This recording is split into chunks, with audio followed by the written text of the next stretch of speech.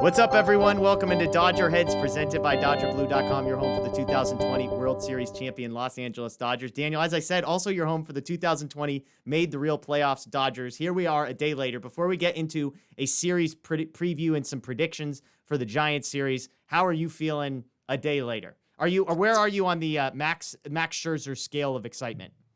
I mean, I'm not gonna lie, I didn't sleep a whole lot last night. I was up late just watching, the celebration, all the interviews and such. So that was fun. Still feeling good. That was an exciting game. I feel like the emotional high has not worn off yet. No. I'm sure that excitement will turn right back to nerves when I wake up tomorrow, knowing that, we got another series that's about to start. But hey, no game today. Just gonna enjoy watching, some other baseball, a little football, but definitely still excited from that win. Yeah, Matt Moreno was going to join us, but he insisted on having his shirt off for the entire show, and so we nixed that. And so that's why it's just Daniel and I. Other question. I tweeted this morning, and I would like to hear your opinion. I think the Walker Buehler tweet from last night might be the single greatest tweet in Dodgers history. I'll pull it up for those that don't know what I'm talking about, but as I do, does that feel like an accurate description to you? Yeah, absolutely. That was great because you don't see athletes like do that too much. Like that was just a clear drunk tweet. Yeah. I feel like we've all been there before. We just don't have as many followers as Walker Bueller. So yeah, that was awesome.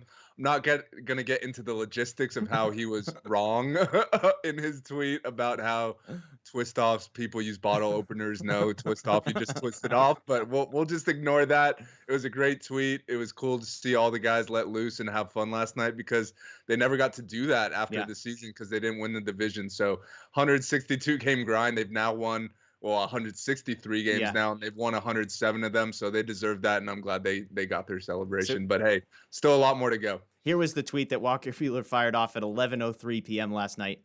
I open twist offs with my teeth because I choose to. It's fun and it makes me feel cool. If you think it's weird because you want to use a bottle opener, then you haven't drank enough beers in your life. Which I'll give him this: no typos. Like surprisingly, Yeah. for as wasted That's as he that must have fancy been. education. Yeah, exactly. My brother will appreciate that. But yeah, unbelievable stuff. And then Scherzer shows up to a post-game interview with no shirt on.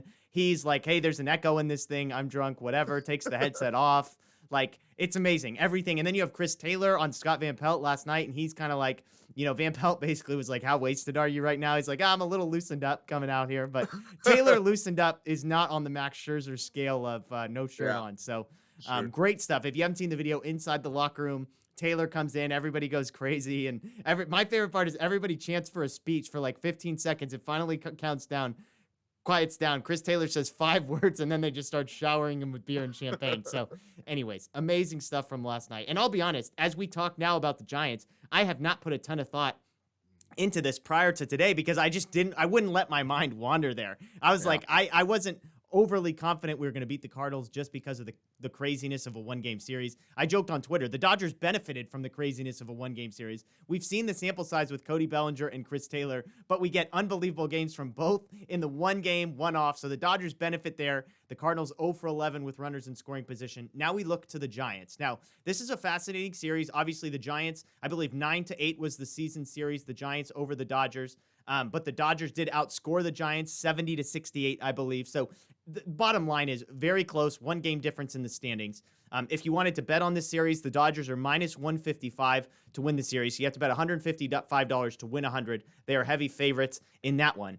As we look at the matchups, pitching-wise, on Friday at San Francisco, 6:37, we've got Walker Buehler on the mound versus Logan Webb. That game, the Dodgers just minus 120 favorites. So clearly, the odds makers like the Giants' odds better in Game 1 than they do over the stretch of the series, which tells you what they think about Logan Webb, maybe tells you a little bit about what they think of the Giants' pitching as well. Game 2, Julio Urias versus Kevin Gausman. Game 3, 4, and 5 do not have announced starters. We know for the Dodgers, Max Scherzer will start Game 3. Likely, I would imagine Anthony DeSclafani was Game 3 starter for them. Tony Gonsolin for the Dodgers in Game 4, and Alex Wood for the Giants in Game 4 is my guess. So as you look at the series, as you look at those matchups, Daniel, how about a couple thoughts, and then we'll close the show in a couple minutes with some predictions.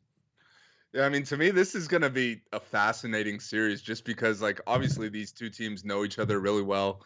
They played 19 times this season. The Giants won 10, the Dodgers won 9. Yeah. It feels like every game was like down to the last inning, a one-run game. So, even though they might not be evenly matched on paper, uh, in the games we've seen, they were Yeah. as evenly matched as it gets.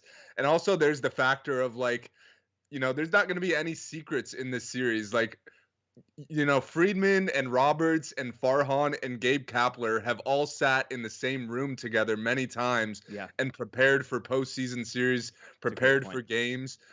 So there's not going to be any secrets. These guys know each other.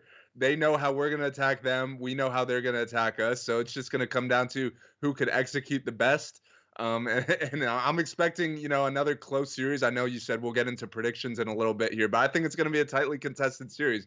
As much as I'd love the Dodgers to go out and just sweep them, that would be the most satisfying thing ever. I'm expecting a dogfight. Yeah, absolutely. And it's a great point to know, like, not only have they played so many times, but to your point, the guys that are game planning on both sides know exactly how the other person thinks. So that's a fascinating wrinkle. But it'll be interesting. I mean, I look at the matchup.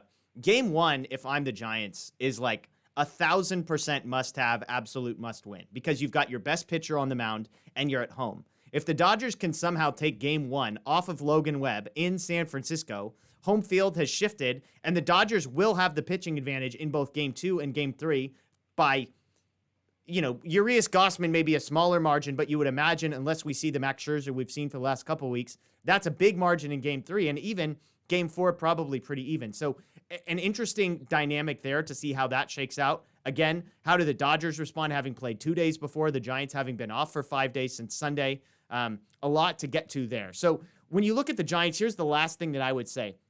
You made the point. The Dodgers on paper are better. You would take the Dodgers rotation. You would take the Dodgers lineup. You would take the Dodgers bullpen. Like, in every stretch, the Dodgers have more guys that have been there. Yes, the Giants do have some guys from the old World Series runs. Evan Longoria was in a World Series 100 years ago. Like, they have Jake McGee, Dodger legend, World Series champ. But, like, they have guys who have been there. But literally every player on the Dodgers that's going to play a significant role in this series, with the exception of Corey Knebel, like, literally every single one of them was on the team last year or has been in big game moments before. Trey Turner, Max Scherzer have won a World Series before. So they've got the experience advantage there.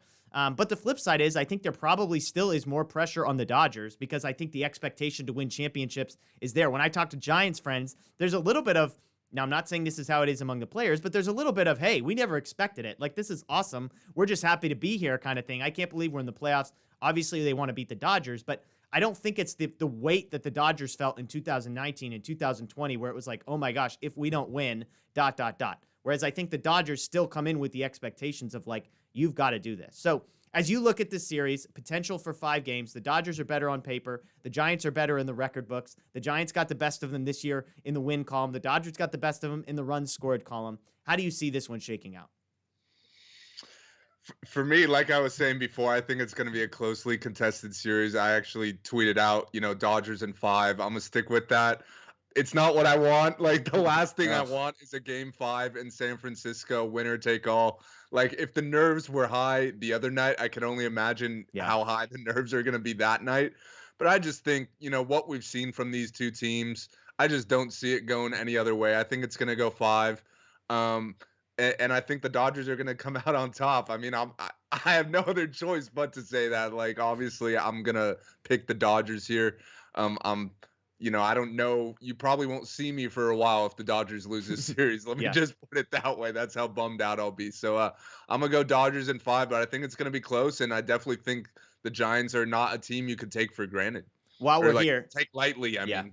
Game 1, Walker Buehler versus Logan Webb. How do you have that one shaking out? I have the Giants winning this one, and I'm with you. Like, to me, they need to win that game to win this series. Like, if Yeah. you lose game 1 at home with your ace on the mound, it's not looking good there. So I think the Giants are going to come out understanding that, and I think they'll come out on top there. I think Logan Webb is really good. I think he's probably the one guy in that rotation that I don't want to say scares me, but I definitely think he's capable of going out there and throwing a gem. We know the Dodgers offense is kind of hit or miss. Yeah. So I think the Giants will take game 1, and that's why I have it going 5. Yeah. I've got the Dodgers in 4, and it's one of those funny things. The only thing keeping me from saying the Dodgers in 3 is the reminder that I need to take the Giants more seriously than I have at any point all season. And the only reason I'm not saying Dodgers in five is because I just can't get to the point where I'm like, yeah, I should view Lamont Wade in the same way I view Christian Yelich. Like, I just can't get there. And so for me, I've got the Dodgers in 4. I actually think the Dodgers are going to win Friday's game. I think Walker Buehler, the way he's pitched his last couple outings, incredibly encouraging. And I just think having played that game against St. Louis, I mean, we joke, like the Giants literally haven't played anybody of value in like weeks. I mean, it was like the Rockies, the Diamondbacks, and the Padres basically for the last 3 weeks of the season for them. So at least the Dodgers had to face Milwaukee. At least the Dodgers had to face St. Louis. So I do think there's just an intensity that maybe they can come with and an expectation. So I've got the Dodgers in game 1, and I think the Dodgers ultimately win this series in 4. Again, Dodgers minus 155 for the series, so heavy favorites. That's how Vegas sees it playing out. I believe the Giants are plus 130, something like that, somewhere in that ballpark. So we'll see. A couple programming notes. We will not be doing a live postgame on Friday after game 1, but we will be doing live postgame shows every day after that. So Daniel and I will be on Saturday and Monday for sure. Next Tuesday and Thursday, if we get there, TBD. Might be me, myself. We might see if Matt or Justin could join us for that one. But just so you know, make sure to check that out. As always, Dodger Blue 1958 will have pregame and postgame coverage. On social media, we'll have pre- and postgame interviews. We will have a credentialed reporter that's at the games, even in San Francisco. So Matt will be there, which is exciting for him and exciting for us as a site. So please check out DodgerBlue.com. We'll have tons of great stuff there. And let us know below, how do you have this series shaking out? Dodgers in how many? If you're watching this, I'm guessing you're picking the Dodgers, but let us know below and let us know what you think about game 1. Again, no post-game show on game 1, but we will be here Saturday night for a post-game show there. We appreciate you joining us as always, and we'll talk to you soon. The best team holding a trophy high in the air. The Los Angeles Dodgers, champions of the baseball world.